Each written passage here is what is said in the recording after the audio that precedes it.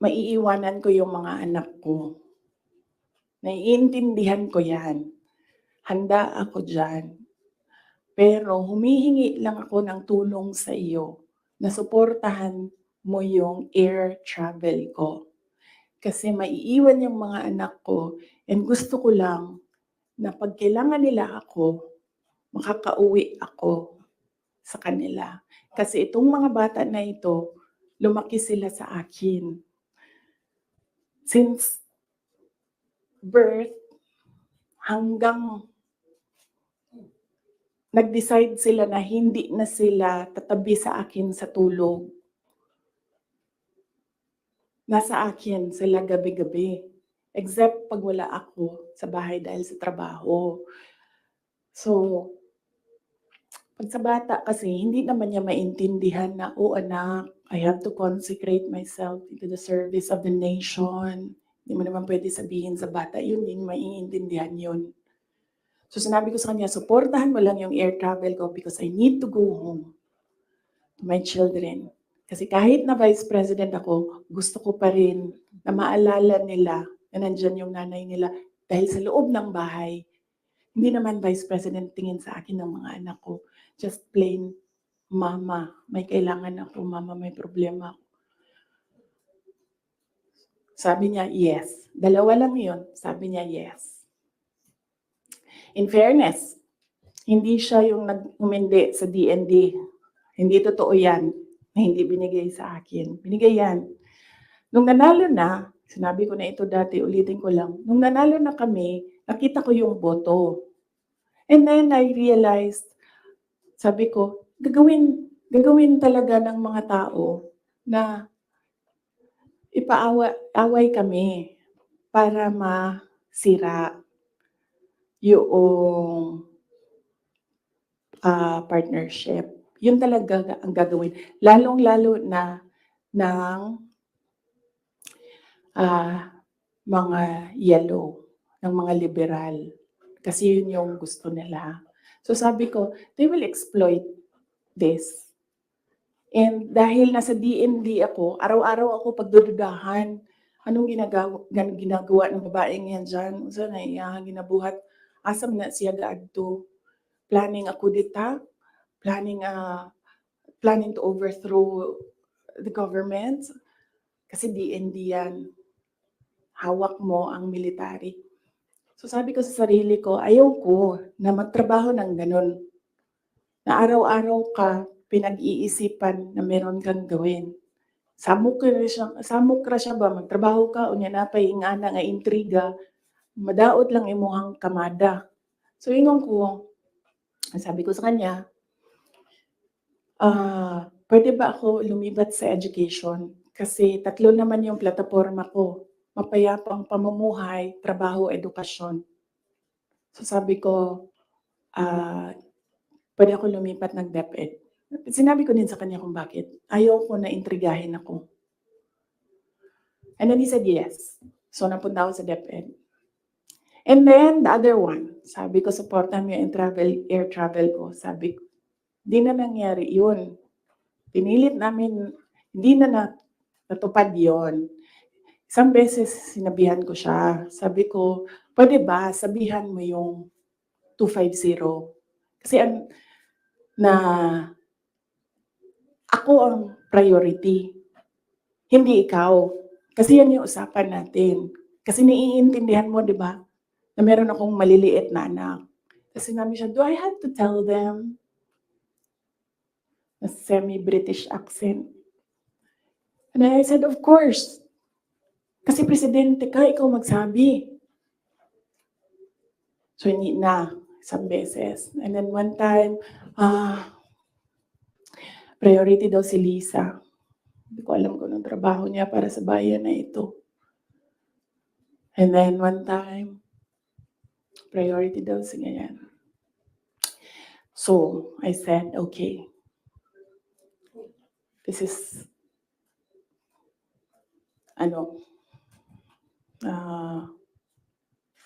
some form of insincerity. Okay, wala namang problema yan. Maliit na bagay lang yan kasi akin. Problema ko lang naman yan, 'di man yan problema ng bayan. Problema ba ng bayan paano ako babiyahe? 'Di naman. So, maliit na bagay.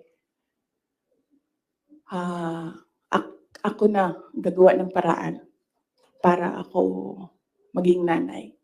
Hindi na ninyo problema yan, maliit na bagay lang yan. Okay, so that was that. That was personal sa aming dalawa. And then, dito na tayo sa DepEd. Alam niyo na yon, diba? Sinabi ko na sa inyo ang budget ng DepEd. Question? Yes, ma'am. You said for around 11:14 a.m. Hindi ko kasalanan na we're in this road to hell. Hindi ko kasalanan na hindi marunong. You did not finish your sentence, sir, ma'am. Can you elaborate po? Hindi marunong maging presidente ang nakaupo. Kasalanan ko ba yun? Hindi. Ba't sinasabi ng mga tao, kasalanan mo kasi hindi ka tumakbo, ikaw sana yung presidente, hindi siya. But then I said, maaga ako nagsabi na hindi ako tatakbo for president. May madaming mga negative doon sa listahan. Okay, so. Yes, sir. Yes. Sir, tapos ka na. Balikan kita. Ikaw muna, sir. Hanggang anong oras ito, JC? It's up to you, ma'am. To you. Avoid the ick. Neutrogena Ultra Sheer Sunscreen. Non-greasy.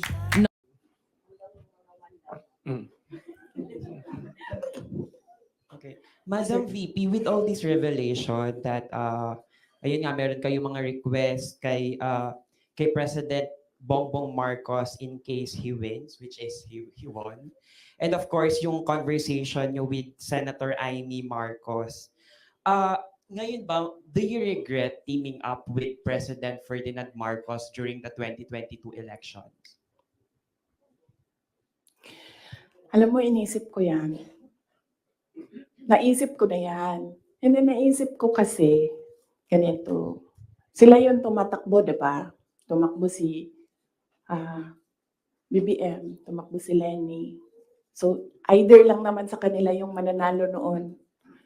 Tapos mayor ako ngayon. Imagine natin, parallel world na either sa kanila ang president and then ako ang mayor. So I'm sure, lahat ng mga nakapalibot sa kanila, magtitingin pa rin sila sa akin doon sa Davao City. Hahabulin pa rin nila ako doon sa Davao City because tinitingnan nila, yung mga nakapalibot sa kanila, wala na yan silang pakialam kasi president na sila, di ba? Pero yung mga nakapalibot sa kanila, may pakialam. Kasi sila yung tumitingin ng future. Sila yung tumitingin ng 2028. And then, meron akong realization yan because ang nagsabi sa akin yan, si former Senate President Manny Villar. Sabi niya, wala kang kawala dyan. Saan ka man magtago, saan ka man pumunta, hahabulin ka nila kasi tinitingnan nila ang 2028. So, I don't regret running for Vice President. Kasi imagine nyo, kung mayor ako, tapos hinahabol nila ako ngayon. Diba? Napakadali nila ako i-suspend. Napakadali nila ako kasuhan. Napakadali nila ako tanggalin sa pwesto as mayor. Ngayon, hindi nila ako matanggal.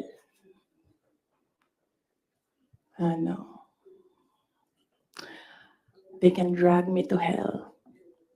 Pagdating nila dun, ako pa rin yung presidente ng impyerno.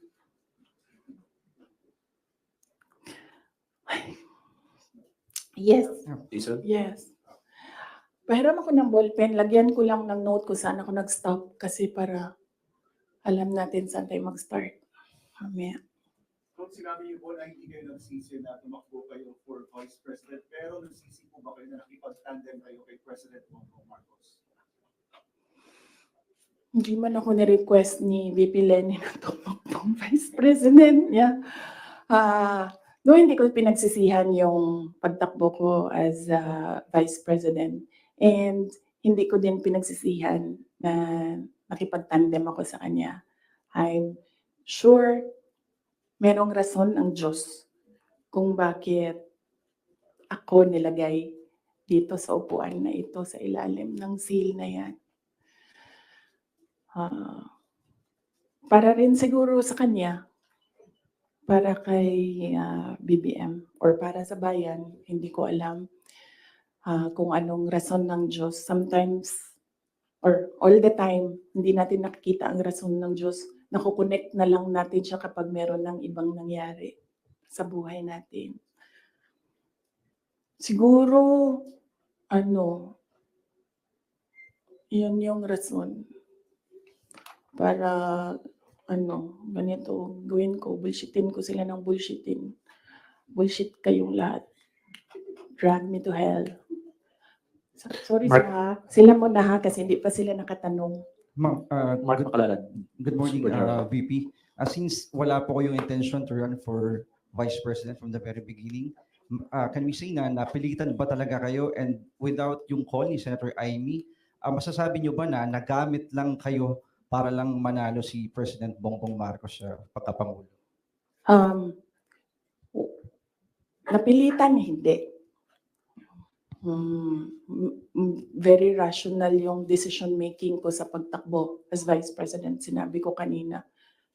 Ganon din ginawa ko. Nilista ko yung positive, nilista ko yung negative. Nandun yung positive, sinabihan ko yung pamilya ko, tell me the negatives. So, ano yung isang tanong? Nagamit. Yes. Clear naman yun. Tinanong ko, bakit ako? And then she said, matatalo kami ni Lenny kung hindi mo dalhon ang mga Bisaya. Kaya nagbigay ako ng options. Bisaya tanan. De La Rosa, Bongo, Manny Pacquiao.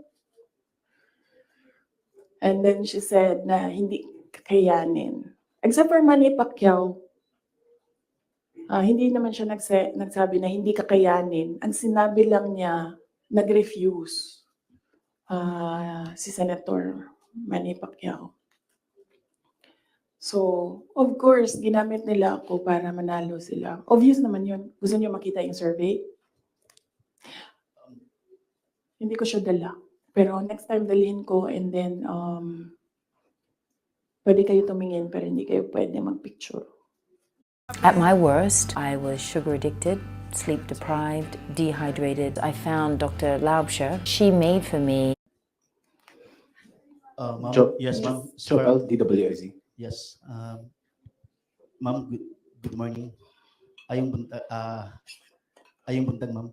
So, tanawin mo, ma'am, sa tingin mo, ma'am, dapat tumakbo na lang po kayong presidente? Hindi din. Kung papabalikin ako, tatakbo kang Vice President. Lagay ko dyan. Drag me to hell. Ma'am Marlene po from Radyo sa Estrada. Here po, ma'am. Yes, ma'am. Ma'am, having said na hindi mo kasalanan na hindi marunong maging presidente, yun nakaupo ngayon, ibig sabihin ba ma'am, hindi po kayo kontento sa trabaho po ni Pangulo? Kaya nga umalis ako, di ba, sa administration. Hindi ko na gusto yung mga naririnig ko dun. Hindi ko na gusto yung mga nakikita ko dun. Kayo, kung gusto nyo ng pera, natatakot kayo, kayo lang. Huwag nyo na ako isali.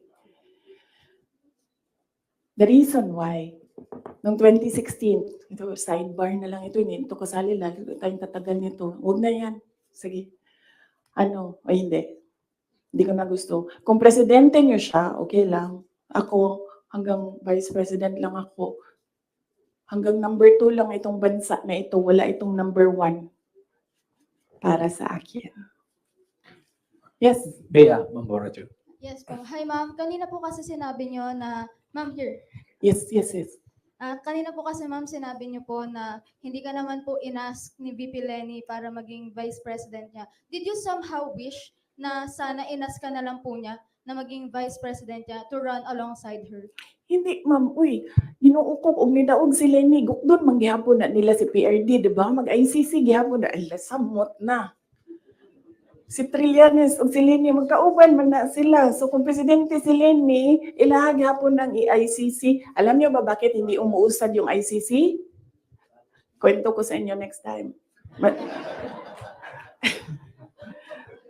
Masyado na kayong madaming material. Pwede natin i-cut ito. Red Mendoza. Ma'am, sorry Oh. po ma'am.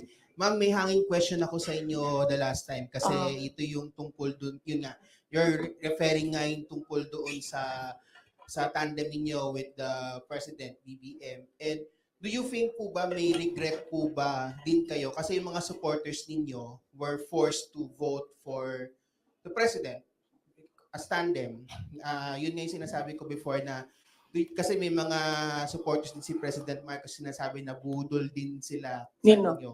Budol ako. Oo, nabudol din daw kayo sa nabudol din sila sa inyo. Kasi parang gano'n sinasabi ng mga loyalista ni BBM na bumoto sa inyo as tandem. So, pwede na po ba masagot yun, ma'am, kung sa tingin niyo po ba bumaba yung pagbaba ng inyong suporta sa mga loyalista ni BBM ay enough or parang enough po ba sa inyo na or does it matter po ba na bumaba yung suporta ng mga loyalista ni BBM sa inyo? Hindi ko alam kung ano yung nire-refer nila na nabudol ko sila. Hiningi nila sa akin yung kampanya ko, binigay ko sa kanila, nanalo sila. So, saan doon ang budol? Nung tumulong ako sa administration, ang DepEd was what? Top 3? The morale of the teachers were so high na they were happy maghirap na magturo, rain or shine, doon sa mga classrooms. So, saan doon ang budol? Sa akin ba yon kung number 3 ang DepEd? Ako ba ang presidente? Hindi. Sa kanya yon. Cabinet member lang ako. Diba? Accomplishments ng DepEd. Sa akin ba yon? Hindi. Sa bayan yon. Accomplishment yun ng president. So, budol. Ms. Aracel Garcia, Fuji TV. Hi, good Yes. afternoon. Hello. Yeah, during the time of your dad as president, he was not also having good terms with the Vice President Lenny, and now apparently parang naging naging president yon on this administration as well. How do you feel about that? And my follow-up question would be, are you looking into running on 2028 as president? Okay. So,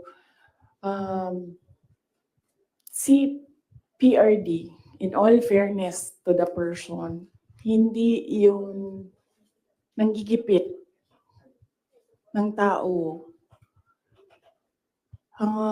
Hindi niya ginipit si Lenny Robredo. Tinanong ko, bakit 700 lang yung budget ninyo at the time? Kasi 700 lang talaga ang pinropose. Hindi natin alam anong rason. Yan yung sinabi ko doon sa budget hearing. Hindi siya nanggigipit.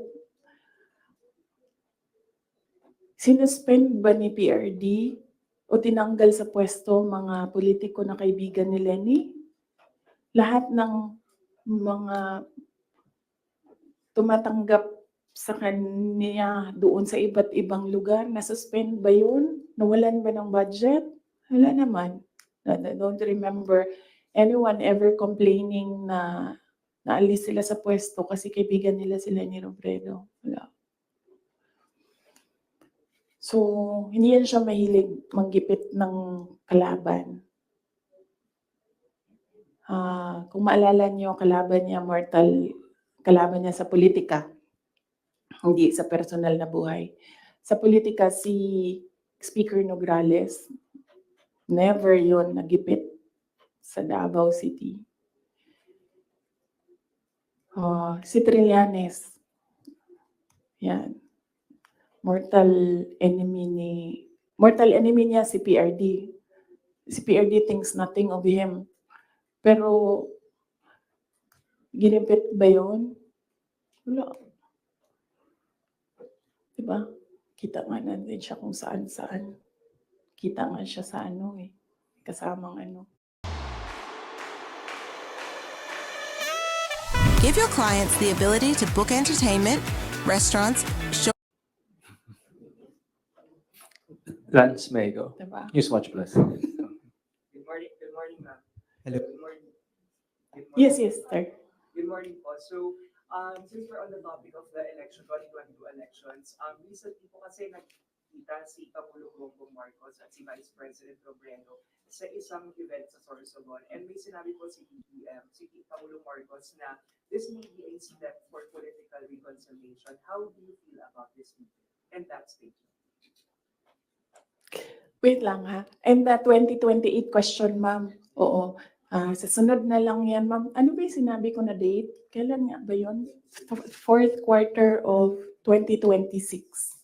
Fourth quarter of 2026.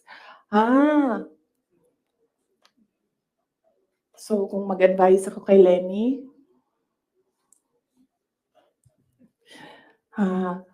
Ma'am Lenny, manood ka ng aking sit down.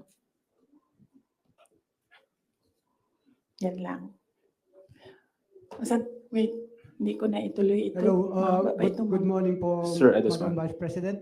Ang papa niyo po ang naggawa ng desisyon against all Filipinos na may libing si Marcos Sr. sa libigan ng mga bayani.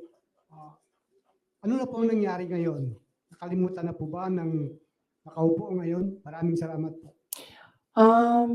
Hindi ko alam. Pero isang beses sinabihan ko talaga si Senator Amy. Sabi ko sa kanya, kung hindi kayo tumigil, huhukayin ko yung tatay ninyo, itatapon ko siya sa West Philippine Sea. Sinabihan ko si Senator Amy. One of these days, pupunta ako dun, kukunin ko yung katawan ng tatay nyo, tapon ko yan dun sa West Philippine Sea. I don't think sumagot siya. Hindi ko maalala. Nandun pa yun sa group chat. Merong mga nakakita. May ibang tao. Pero Senator Amy naman, kilala niyo naman siya, di ba? Diretso yun magsalita. Hindi niyan, hindi siya, she's I believe, a sincere person. Sana tayo? Yes, sir. Can you substantiate your claim na hindi marunong kaming presidente? Presidente na nakaupo kayo. You mentioned na hindi mo na gusto yung mga nakikita at naririnig when you were there. And second question mo, genuinely curious because you had a long narration of what transpired from 2021 until 2022. And there was a lot of negotiating, there was a lot of political discussions on who to run, who will step down. But I'm genuinely curious, ma'am, where's the public in all of these discussions? Where did you ever discuss policies, platforms? Because it's as if it's political families discussing the future of the country without regard for the public. And you mentioned that the context of all these of this press call is to give justice to the 30 million plus Filipinos who voted for you and the president. Yes, oo. Unahin ko muna yung last question. Last question was, hindi ko alam sa kanila. I mean, you should ask the president kung ano yung platform niya. Pero very clear yung platform ko. It was continuity of build, build, build. It was mapayapang pamumuhay, edukasyon, at trabaho. Very clear.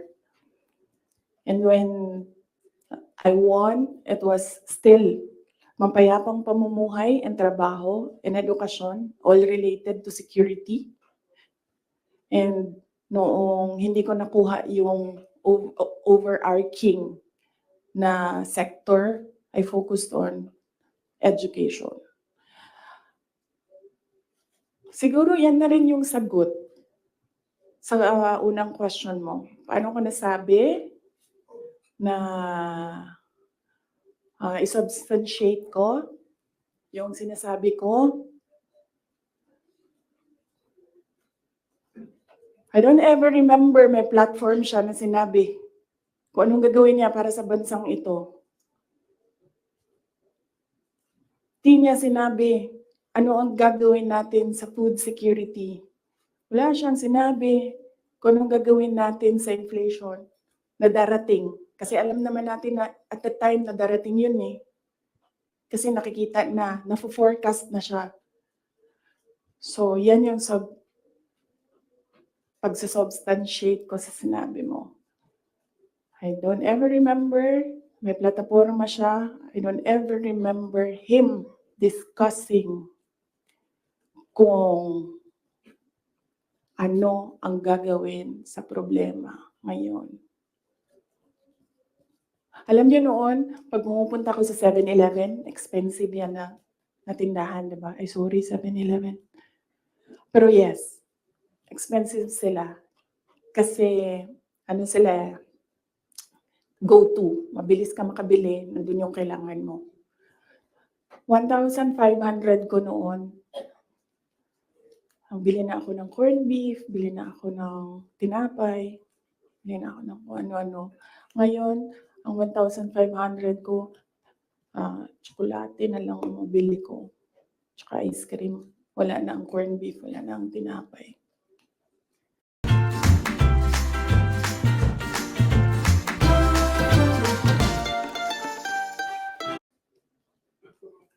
So, yes. Just a very quick follow-up. When Oo. did the conversation happen between you and Senator Amy na you mentioned na tatapon Hindi niyo? kasi conversation yun eh, group chat yun. Tapos, noong banat sila ng banat, sinabihan ko na talaga siya.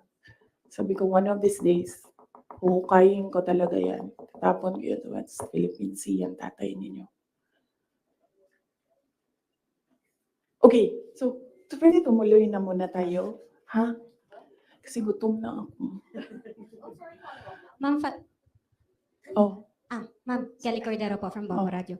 Ma'am, since sinabi niyo po na hindi niyo nagugustuhan po yung pamamalakad ngayon ni PBBM, kung irarank niyo po in a scale of 1 to 10, 10 is the highest, ilan po ang rate niyo sa performance po ni PBBM? Nasabi ko kanina, 10 is the highest, 1 lang ang rating niya. Sabi ko na kanina, di ba, kung kayo gusto niyo, wala man akong problema. Huwag niyo na lang ako isali. Ako, hanggang number 2 lang ako. Walang number 1 ang Pilipinas ngayon. Kung meron man, ang daming number 1. Iba-ibang direksyon sila.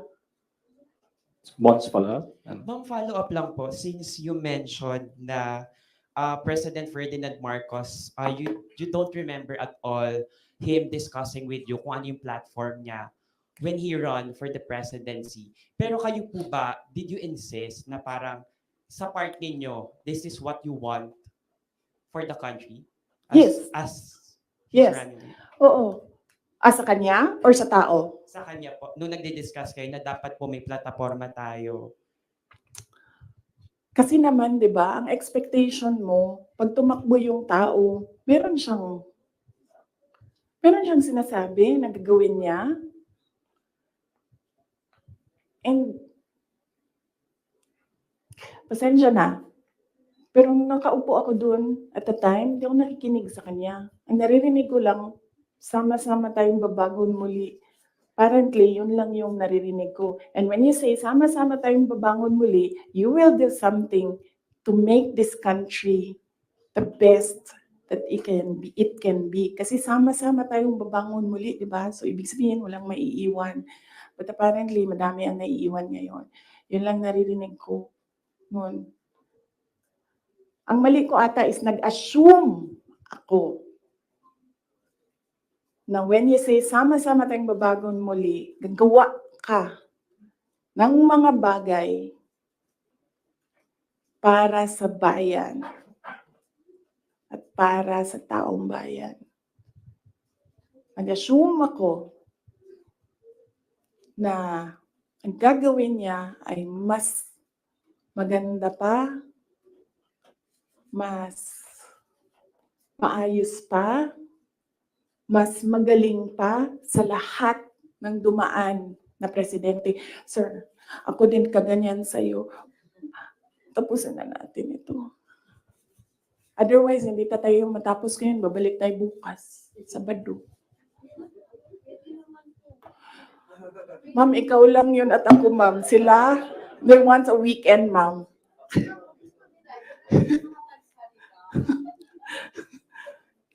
Wait lang. Sasaki, Yes, sir. yes, sir. Yes, sir. Yes. Balikan ko lang po yung sa political reconciliation kuno ni President Marcos pati ni dating former Vice President Leni Robredo. Hingin ko na lang po siguro yung assessment nyo na bilang, ayun nga po, tumakbo kayo kasi ginamit kayo para manalo laban kay Leni kasi nga natatalo na raw sila. So sa tingin nyo, bakit po kaya ngayon nakikipagkita? Bakit ngayon nagkakaroon ng movement towards political reconciliation habang nag-aaway kayo? Oh! Sabi, di ba, sinabi ko na yan ng budget hearing, ako na lang man isa na iiwan dito. Ako na lang isa na iwan dito. Nagsama-sama na ang mga dayuhan, huwag niyo akong tanungin about foreign policy. Mga dayuhan, mga NPA, mga smuggler, mga drug addict, ang mga yellow, liberal, at sino yung isa? Administration. Sama-sama na yan sila lahat. I tried that crazy facial hair remover going viral on Facebook, and I'm telling you, it's a game changer for. Ako lang na naiwan dito sa, kaya nga ito lang ang lamesa natin. Kasi ako lang mag-isa na. For what? I think, di sila ganahan siguro sa kuha, tingalig di sila ganahan sa kuha. Nga na maginong mga insecure.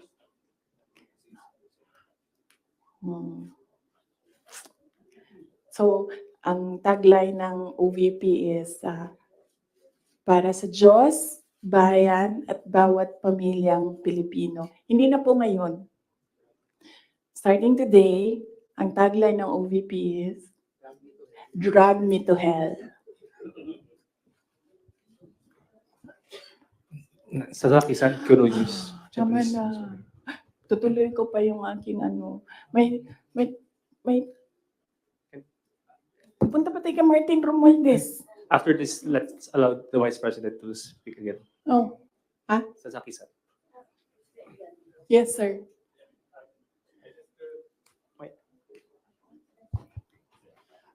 I just wish to have a question. If you didn't participate, if you didn't join UNITEAM as a vice president 2 years ago in the election, do you think BBM could not elected? And do you think that was better without for people of the Philippines? And also, do you feel your contribution was underestimated or ignored by the administration? Contribution to the campaign, to the election. Okay. If I did not run, would he have won? I do not know. I've not seen his numbers without my number, but I'm sure their side has seen his numbers against Leni Robredo with and without Sara Duterte. So I've not seen it. I wouldn't. Maybe I think they know that they will not win because That was what Senator Amy said. We cannot win against Leni Robredo without Visayas and Mindanao. Yes. The other one is, the other question is, Do you think if you didn't agree to be in a unity, maybe BBM would not be elected? Is that Oh, better no. result for the people of Philippines now, do you think? if I wouldn't know as well. I wouldn't know if we would be in a better place if Leni Robredo is president. Something that is speculative. So I cannot answer the question if we would be in a better place if we had another president, not BBM. And also, do you think your electoral Ah, yeah. contribution was underestimated or ignored by the current administration? Yes, I believe so because we are here today because he said he was deceived. So yes, I believe yes, and they've been saying that in their communications that in fact ayoko i-mention ang pangalan niya, so I'll just mention his initials, LG. Yan ang sinasabi niya. She did not bring anything to the table. When in fact, I am here sitting down today to tell everyone they needed me. I don't need them. So, sabi ko kanina sidebar, hahaba yung yung 2016, balik tayo 2016. Kanina, 2021 lang tayo ngayon. Balik tayo 2016.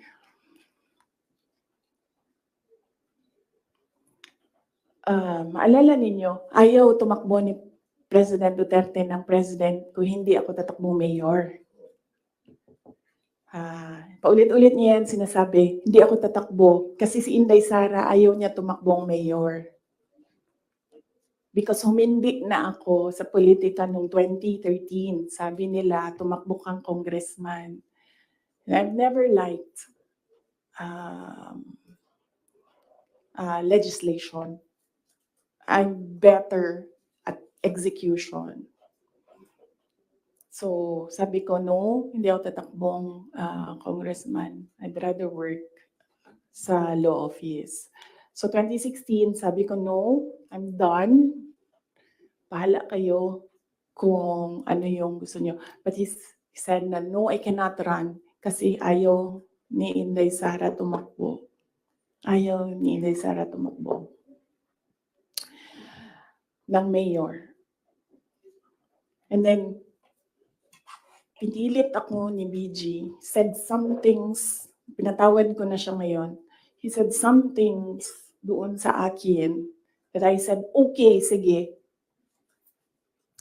Kung yan ang gusto ni PRD, tatakbo akong mayor. You know the reason why? Ayaw niya ng ibang tao. Ako lang ang gusto niya. Because I don't take bullshit from anyone. Even President Duterte. That is the reason why. So, I will not take their bullshit. Bullshit sila. Sila ang bullshit. Bullshit. May I request the parents to give context doon sa sinasabi ng Vice President. Alam ko, nakikita, naririnig ng mga bata, pero bigyan nyo na lang ng konteksto na sometimes people curse. G'day everyone, how are you? I'm good. I'm standing by an airport. There's a story in it. Ano na? Oh, so DepEd. So, personal, and then, bakit ako nag-resign, umalis sa administration, DepEd. Alam niyo na yon. Sinabi ko na yan, 2 tao lang nagkukontrol dyan. Ulitin ko lang mabilis. Si Zaldico, Martin Romualdez. Kita natin yan. Tingnan nyo ang NEP, tingnan nyo ang GAA, tingnan nyo ang tingnan nyo ang NEP, tingnan nyo ang GAB, General Appropriations Bill, tingnan nyo ang GAA. Makikita ninyo ang galawan dyan. Hindi na siya kailangan ng expert. Sundan nyo lang kung ano yung nagbabago. Anong isa pa? Na-proof ko dyan, yung AKAP. Diba? Nagtalo sila sa AKAP. Sinasabi ng mga senador, hindi naman namin nakita yun noon eh. Sabi ni Saldico, o diba? Pinirmahan nyo, digital signature ninyo, pinahiram ninyo, pinirmahan nyo yan. Nandun yan. Wala nang bycam na nangyayari. Ang sa akin lang, presidente ka, di ba? So you have the full cabinet of experts, finance experts nandyan sa iyo. So nakikita nila, di ba? President, Mr. President, ito po yung NEP natin. Pero pagdating po sa GAB, ganito na po yung nangyari. Di ba magtatanong ka na, ano nangyari? Bakit naging ganito? Di ba? O ako lang ba yun? Well, kung ako yun, ganun. Ano nangyari? Bakit ganito na ang GAB? Pagdating ng Senate, ano nangyari? Tingnan nyo. Bakit ganito na? Pagdating ng BICAM, di ba? Merong daming insertions doon. Walang paper trail and then suddenly sa BICAM nandoon na. Uy, di ba magtatanong ka? Bakit ganito? Ano nang ginagawa sa budget? Well, hindi ko nakita yun Hindi ko lang alam kung alam niya. But there is an expectation that alam mo kasi ikaw ang nag-submit ng NEP and nakita mo kung anong lumabas sa GAA. So there is an expectation na alam mo kung anong nangyayari sa budget. So merong president na,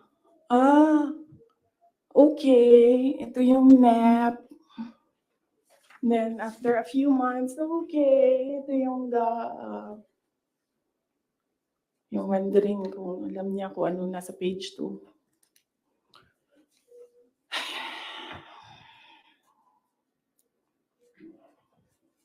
So, that's DepEd budget. Ang huli is yung taong bayan.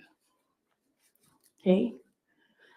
So, pwede ba, pag nakita niyo siya, sabihan niyo siya, alam niyo, don't ever mention her name or say na I was deceived by her, ganyan. Para hindi tayo nagganito ba?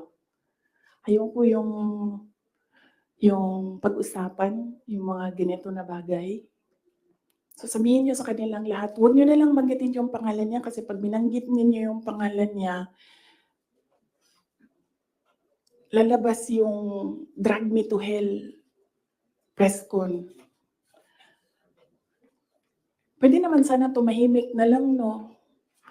O bakit sabihin, kailangan mo pa sabihin na, nabudol niya ako.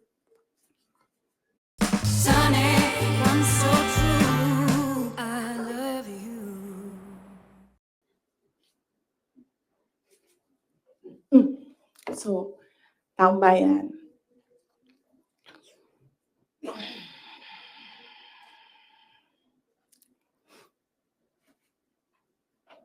Magkasama kami nag-attend ng isang graduation. Truthfully, I wasn't feeling well. Kasi kinukulam nila ako. Andiyan na sila, umabot na sila sa kulam. Nagsama-sama na silang lahat. Kinukulam pa nila ako. So I wasn't feeling very well. Pero I had to go. Kailangan ko pumunta. Kasi para naman sa graduates yun. Hindi para sa akin yun. That's their happiest day. So nagsama kami. Kasama kami. Katayo kami doon. And merong isang graduate na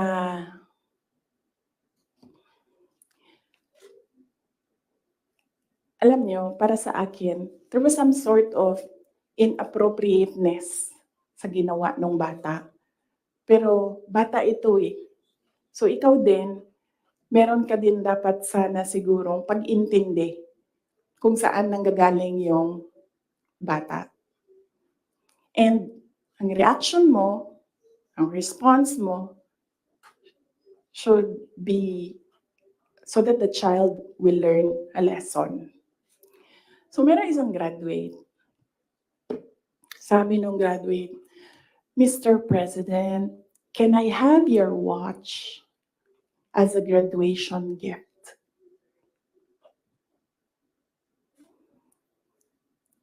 And narinig ko, tabi ako, di ba? Narinig nung katabi ko. Narinig nung katabi ng katabi ko. But apparently, this guy, di niya alam kung ano isasagot niya. So ang ginawa niya, pinaulit niya sa bata. What did you say? So this time, syempre bata, hindi niya alam ba saan yung inulit ng bata, louder this time. Mr. President, can I have your watch as a graduation gift? Nasagot niya. Why? Why will I give you my watch? At that point, may sakit na ako.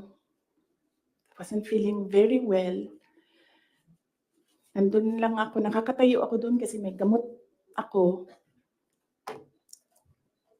Gusto ko tanggalin yung ulo niya ba?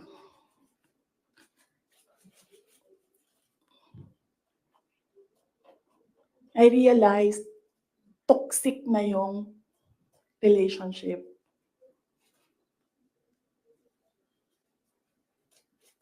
And it did not help na itong dalawang katabi ko, tumawa pa. Pinagtawanan pa nila yung bata. And I saw the humiliation sa face ng bata. I wanted to help him. Gusto ko sabihin sa kanya, itong relo ko na lang, relo ito ng Vice President, ito relo ng Presidente, pero I hope this will do. And then I realized na baka mas lalong mapahiya yung bata if I do that. So I just imagined myself cutting his head. Gusto ko, ganun din ang gusto ko gawin doon sa mga katabi ko. So na-realize ko, toxic na ito.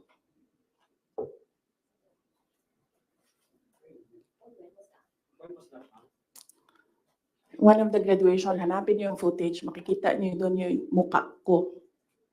Tsaka mukha niya. I-lip read niyo yung sinasabi niya. Why? Hanapin niyo yung footage, ma'am. Magtrabaho kayo konti, mag-research kayo.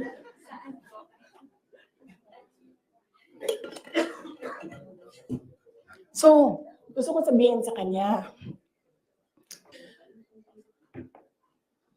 bago ko tanggalin ang ulo mo, yung batang yan yung magpapakamatay para sa bayan natin.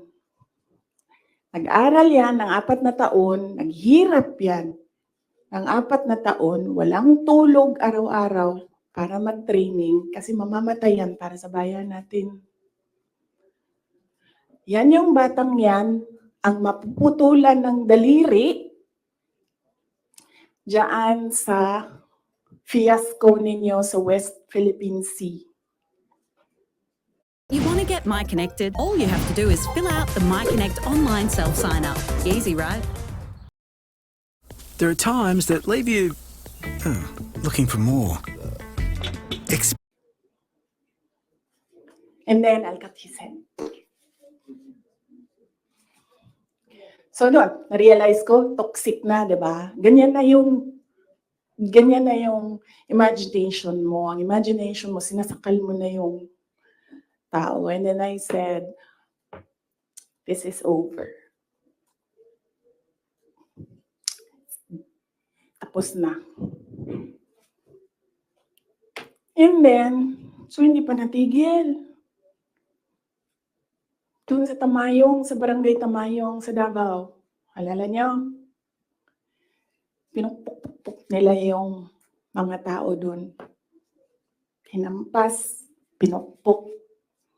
Doon sa diversion road ng Davao City, tinirgas nila yung mga tao doon. Isang tao lang ang hinahanap mo, ha? Bakit mo pukpukin yung 30? Bakit mo itirgas yung 100? Paano nag-surrender yung tao? Di ba kinausap lang? Kinausap lang siya. Mag-surrender ka. And then he said, okay, I will surrender. So anong purpose na pukpukin yung tao na hindi naman niya alam na saan si Pastor Kibuloy, nandun lang siya, nagtatrabaho, dun siya nakatira. Anong purpose? Anong purpose na i-tear gas mo yung tao for expressing his desperation, his frustration, his anger? Para lang maghanap ng isang tao na in the end, paano nag-surrender? Kinausap. Nag-surrender siya.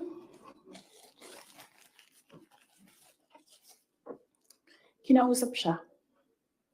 Walang napukpok, walang natirgas, walang nasaktan. And then, kailangan nyo talaga ganunin ang mga tao. And then I said, it's all over. So, umupo ako with the table ko sa DepEd at the time. And then sabi ko, sarili ko, okay, let's go to hell.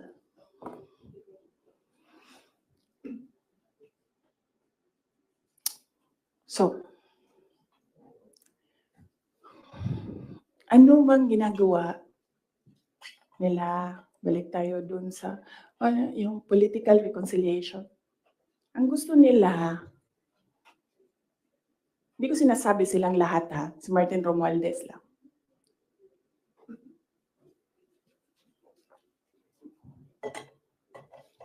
Ang gusto ni Martin Romualdez, mag-president. Nakita ko yan sa kanyang mata noong ilang oras na tayo? 1 hour and 31 minutes na yun nandito.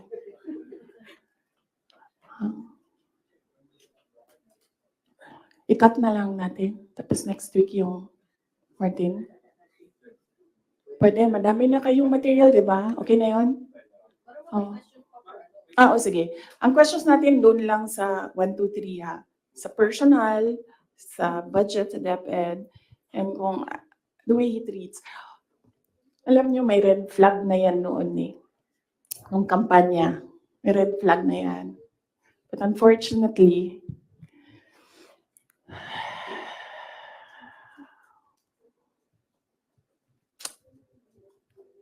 hindi ko naisip na ganun kalala yung insincerity. Nangangampanya kami. So pag nangampanya ka, meron talaga yan. Natural yan na magdala ng papel. Ganito. Pag ikaw politiko ka, alam mo na yan. May magdadala yan ng papel. Sometimes, ganito, naka-envelope. Sometimes, folded paper maliit. Iba-ibang ano. So, daming tao, may isang matandang babae. Dala siya. Tiningnan niya. Ayaw niya tanggapin. Ayaw niya kunin yung papel. So, ang ginawa ko, para that person will not feel bad, sabi ko, ako na lang. Ginawa ko. Mabilis lang kasi yun. Kasi, ano yan eh, motorcade. So, mabilis yan. Pag ganon, gumanon, ginanon, ako na lang. Tapos, tinanong ko, may number? Sabi niya, oh, meron. Pag politiko ka, alam mo na yan dapat, di ba? So, doon sa truck, binasa ko. 1 page lang naman, binasa ko. Simple. Request of 5,000 pesos for livelihood. Tumingin siya sa akin.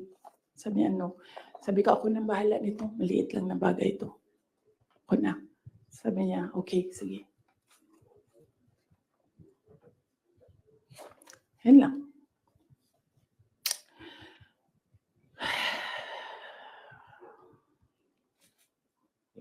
Alam mo yun? Maliit na bagay yan ba? Kunin mo. Basahin mo. May number dyan. Tawagan mo. And then you say, okay. Ano ang mga documents na kailangan namin? Okay, bigay mo.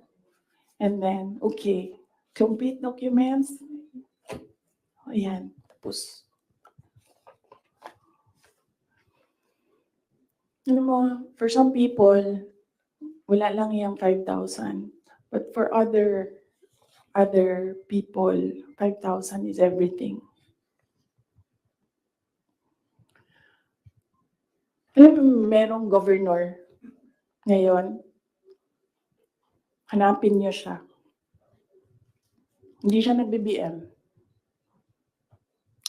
Kasi, at first ayaw niya sabihin. Kaya ayaw ko sabihin yung pangalan niya ha, kasi ayaw niya talaga ikwento.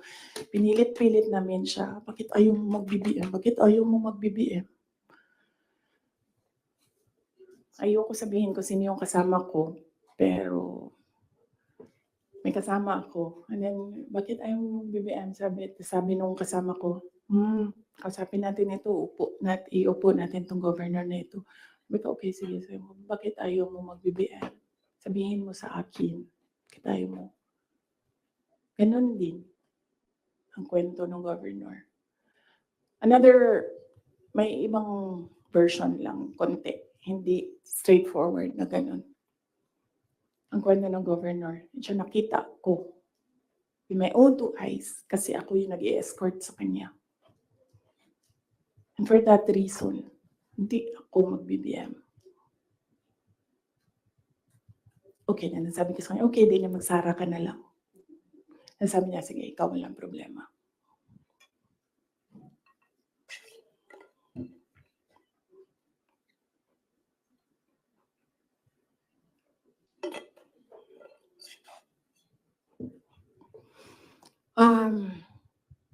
Sorry. Nag-sorry ako sa mga members ng Kingdom of Jesus Christ. Kasi I asked them to support. You know things aren't easy right now. My name is Keith Wallahan. I once fought for you in uniform. I now fight for you in Canberra. Authorised by Keith Wallahan, Liberal Party, Doncaster.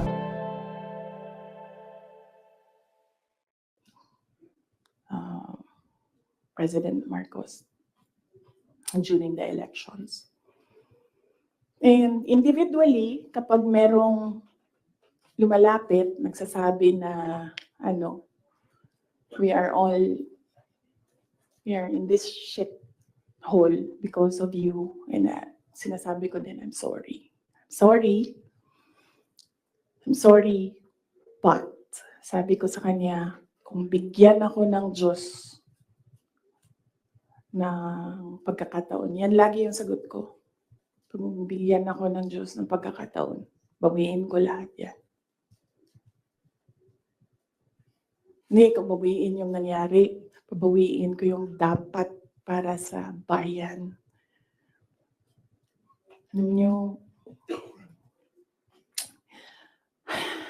next week na lang yung kay Martin. Pero si Martin talaga is an embarrassment for the Philippines in the global stage. Kakahiya. Next week na lang or next week after Undas. After Undas, pag-start ng house. No? Pwede. Pagbalik ng house. Kasi I think nakabakasyon pa sila lahat. Ma'am, question lang. Ma'am, Yeah. nag-campaign kayo ni PBBM together, ilang buwan din po yun, magkakasama kayo araw-araw, almost araw-araw, and then syempre naging member kayo ng cabinet.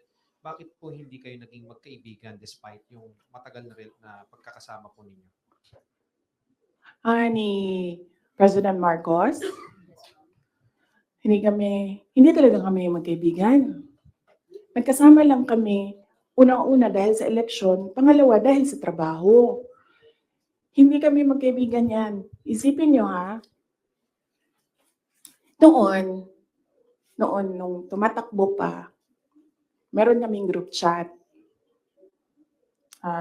Nandun siya. So yun lang yung some sort of communication namin dun sa loob ng group chat na yun. And hindi siya medyo nagsasalita doon, bira. After nun, nawala na siya doon sa group chat. And then after that, wala akong number niya. I'm sure may number siya sa akin. Kasi syempre nandyan yan sa mga staff mo, sa aide mo, diba? Yung number ng Vice President. Pero wala kaming some sort of communication. Nothing at all. Except nung magkasama kami para mangampanya. Yan lang. Sa labas niyan, wala na.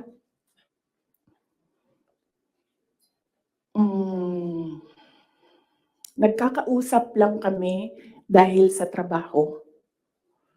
And hindi naman lahat ng katrabaho natin, kaibigan natin, di ba? Nandun lang tayo kasi meron tayong kailangan gawin para sa kumpanya, para sa organisasyon. In our case, nandun kami kasi may kailangan kaming gawin para gumanda, gumaling, maging sustainable yung Pilipinas. So, yun lang yun. Dati naiimbita ako sa kanilang bahay dyan sa Malacanang, Bahay Pangulo. Dati naiimbita ako sa Bahay Pangulo. Pero I was just tolerated. Kasi may gamit naman ako. Alam mo yun? I'm useful to them.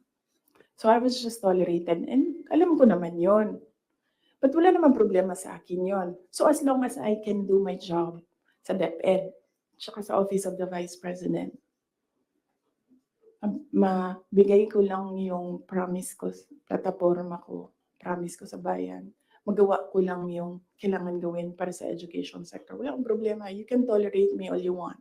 You can invite me sa mga gatherings nyo. Pero I knew I was tolerated.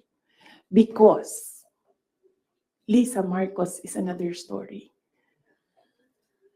Unahin muna natin si Martin Romualdez.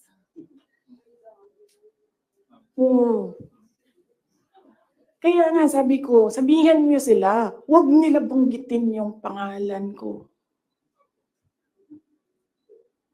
Yes. Is Lisa Marcos part of dun sa sinasabi niyong triangle kanina? Yes. Oo. Anong purpose ni Inday Sara? Ang magagawa ko sa bayan, I will call bullshit as it comes. Yan ang magagawa ko para sa inyo. Kung bullshit siya, sasabihin ko sa inyo, bullshit talaga yan. And yes, as I said, huwag kayong mag-alala sa akin. Hindi ko kailangan ng pera. Kaya hindi ako madadala sa pera. Kasi ang pinakagusto ko sa buhay ko, hindi siya nabibili ng pera. So kahit man meron akong 500 billion sa likod ko, hindi pa rin mabibili yung gusto ko. So hindi ko siya kailangan. And hindi ako takot. That's why I said, you can drag me to hell all you want. Wala kang problema sa akin yan.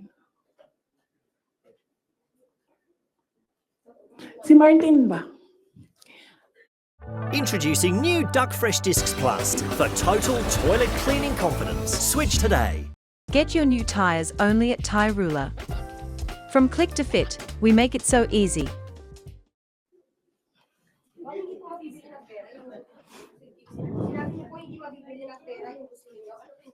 Ayaw ko sabihin, masyado ng personal yan, ma'am. Masakit na nga sa akin na kailangan ko magsalita kwento. Masakit na nga para sa akin na ikwento ko from 2016 to 2021, anong nangyari sa mga group chat na yan, yung mga papel na yan, masakit siya. I don't like talking about my life. Gusto niyo pag-usapan ng pagbabago campaign, tree planting namin? Ayaw niyo. I understand po ma'am, yung 2022 to 2023, I mean, kasama kayo lagi ni Speaker Martin Romualdez sa mga events ni BBM. So, Yes. why, parang bakit, tapos yun nga, before yung nangyari yung resignation sa lakas, after na resignation sa lakas, nakita ba kayo ni BBM na kanilin daw or holding hands kayo ni Martin during one of his foreign trips? So, why biglang nasuklihan kayo bigla kay Speaker?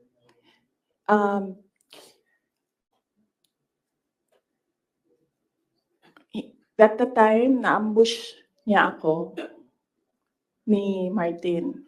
Tingnan mo yung footage. Di ba nakaganyan yung kamay ko? Kasi hinihila ko yung kamay ko. Hindi ko naman siya mahila pag ninaganyan, di ba? Nilalagyan ko ng force kasi hinihila ko. Hinihila din niya. So, naisip ko, okay, fine. Huwag na natin bigyan ng sakit ng ulo ang presidente kasi ang dami niyang kailangan gawin para sa bayan. Apparently, wala. Pero at the time, huwag na natin, for me, sabi ko, okay, sige. Ayoko maging headache sa ibang tao. Ayoko maging pabigat sa ibang tao. Ayoko na maabala ang ibang tao dahil sa akin. So at the time, although hinihila ko yung half-hearted din yun na ginaganon niya. So okay, sige. May red flag din yan si Martin eh. Magkatabi kami niyan sa airplane nung kampanya. May sinabi ako sa kanya, may sagot siya sa akin.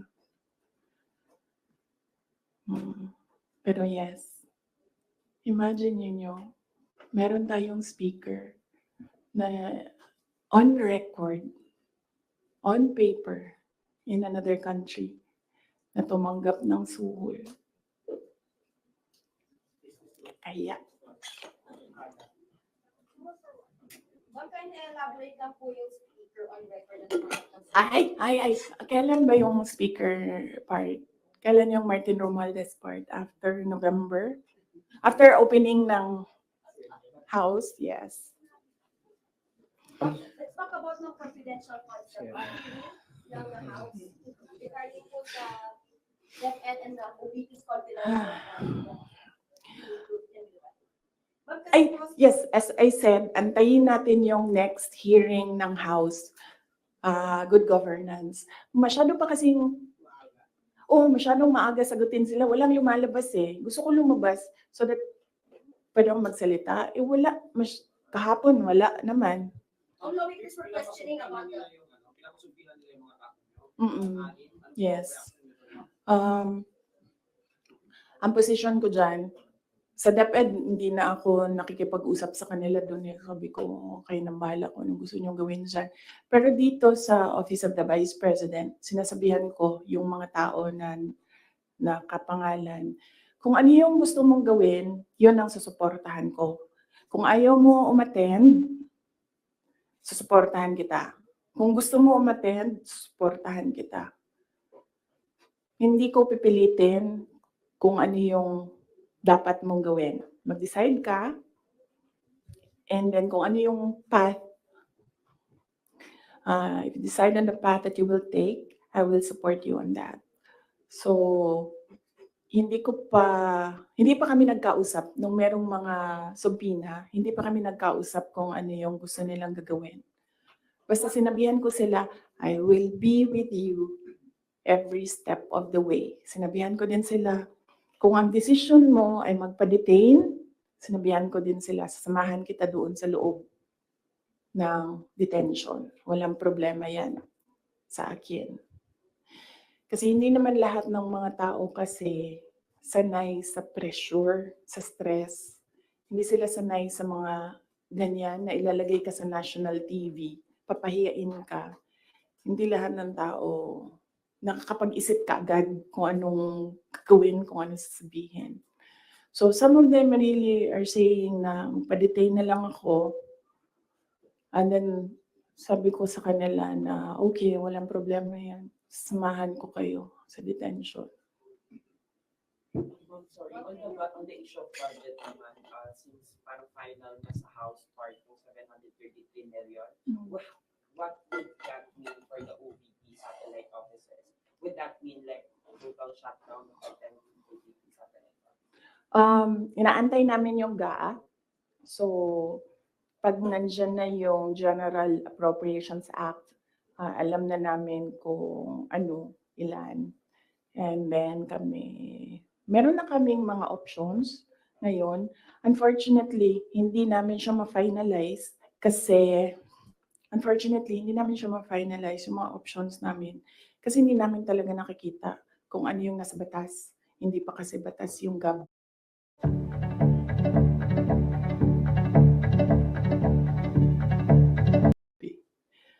So, antayin namin, pag nakita na namin kung ano yung numbers, then pipiliin na namin anong options para sa Office of the Vice President. But rest assured,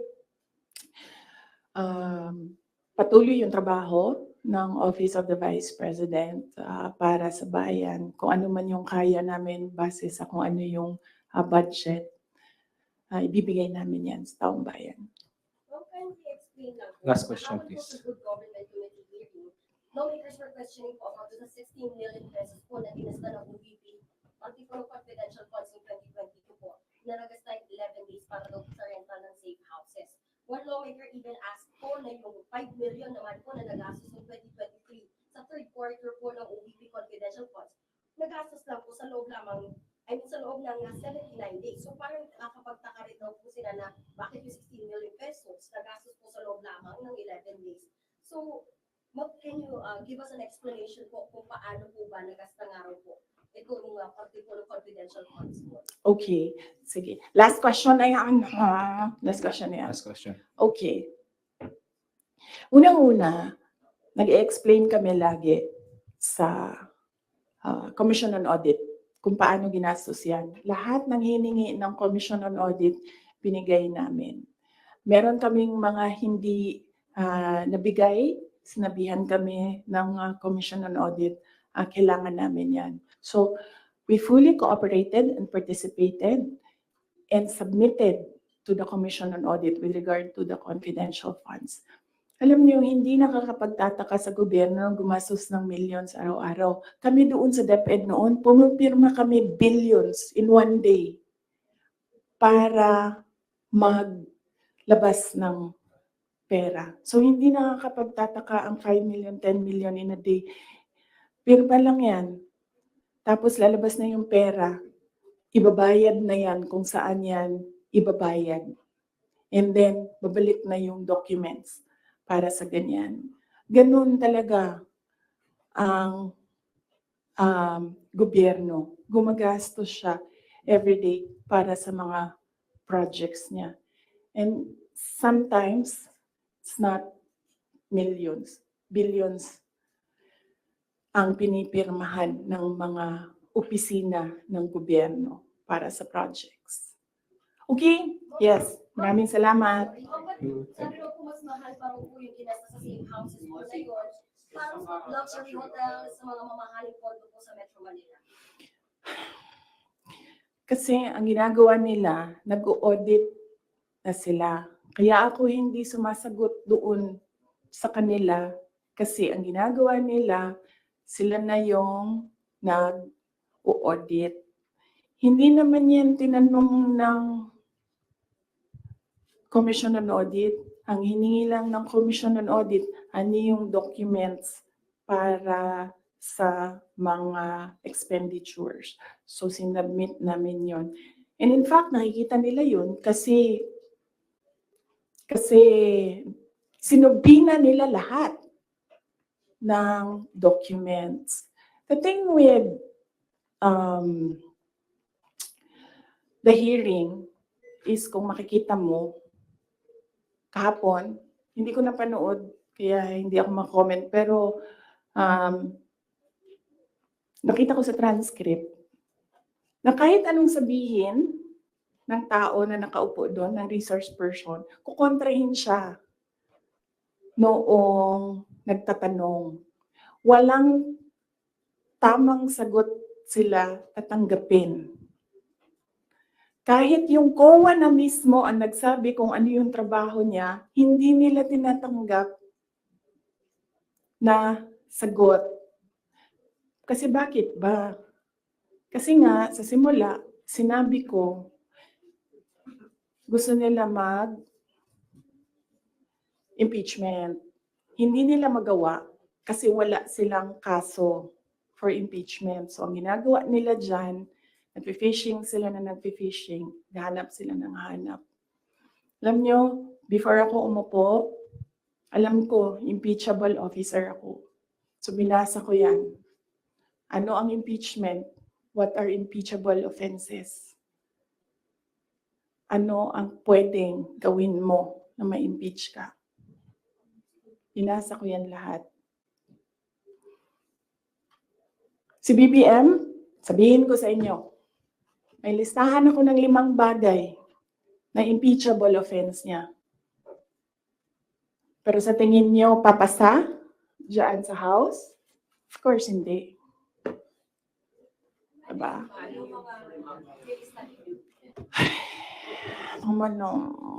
Last question. Last Hindi ba question. kayo napapagod? I mean, Last question. grabe ang energy ninyo. Hindi.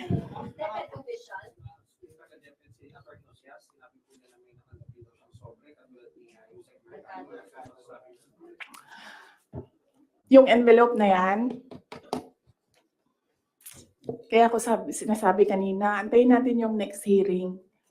Kasi hindi pa siya enough eh. If you think of it as a back of house, we handle all the back of house stuff. Here in the warehouse, we receive a lot of aircraft parts. We've got blades and stabilators, and to get to see them fit into the aircraft and watch them fly is pretty cool. Ang gusto nila kasing palabasin sa mga tao, yung envelope na yan, galing sa, yung pera na yan, galing sa confidential funds. Yan yung gusto nilang i-portray sa public. Para yung perception ng tao, ay, hindi talaga ginamit para sa ano. Pero kasi, para sa akin, kulang pa siya. So, inaantay ko yung next hearing. Bago ko pag-usapan yung envelope na yan, kasi kasama yan dun sa triangle. Yes. No. Hindi yan sagot sa tanong mo. No, I will not answer questions anymore. Yes. Marian. Thank you. Thank you. Thank you. Meron na pinasang certification ng DepEd na galing sa mga soldiers na pinapalabas na yung sa youth leadership. Hindi ginamit ang confidential funds sa AFP. Hindi din siya ginamit sa YLS. Ginamit siya supporting information doon sa mga areas kung saan may nakuha na reports na at risk ang mga bata. Walang binigay na CF sa AFP. Walang binigay na CF sa YLS. Yung YLS lang ang tinanong. Sinabi namin, ito yung areas at risk. Sabi na yung AFP, okay, gawa namin ng paraan. Based on information we gathered doon sa baba.